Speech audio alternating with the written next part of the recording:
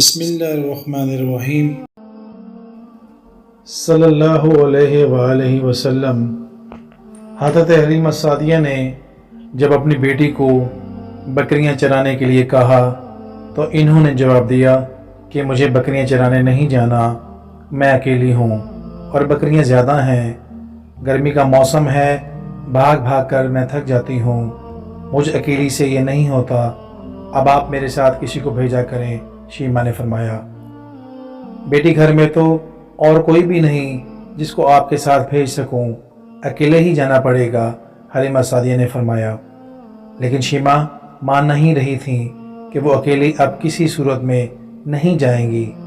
آخر اس نے کہا، امی جان میں ایک شرط پہ جاؤں گی، اگر آپ میرے ساتھ میرے چھوٹے بھائی محمد صلی اللہ علیہ وآلہ وسلم کو بھیج دیں تو میں بکریاں چرانے چلی جاؤں گی، ورنہ کسی صورت میں نے نہیں جانا۔ حلیمہ نے فرمایا، بیٹی تیرا بھائی محمد صلی اللہ علیہ وآلہ وسلم تو بہت چھوٹا ہے، ایک بکریوں کو سنبھالنا، دوسرا ایک چھوٹے بچے کو سنبھالنا بہت کٹھن کام ہے۔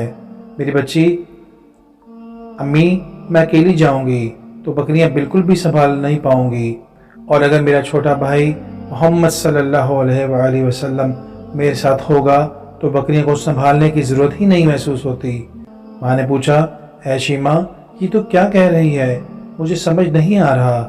شیمہ نے کہا، امی جان ایک دفعہ پہلے میں اپنے بھائی کو ساتھ لے کر گئی تھی بکریاں چرانے کے لیے، میں نے دیکھا کہ بکریاں جلدی جلدی چر کر گھاس کھانے لگیں، پھر جس جگہ میں اور محمد صلی اللہ علیہ وسلم بیٹھے ہوئے تھے، بھائی میرے گود میں تھے، تو تمام بکریاں وہاں جمع ہو گئیں اور تمام بکریاں محمد صلی اللہ علیہ وآلہ وسلم کے نزدیک ہو کر ان کا چہرہ دیکھنے لگیں۔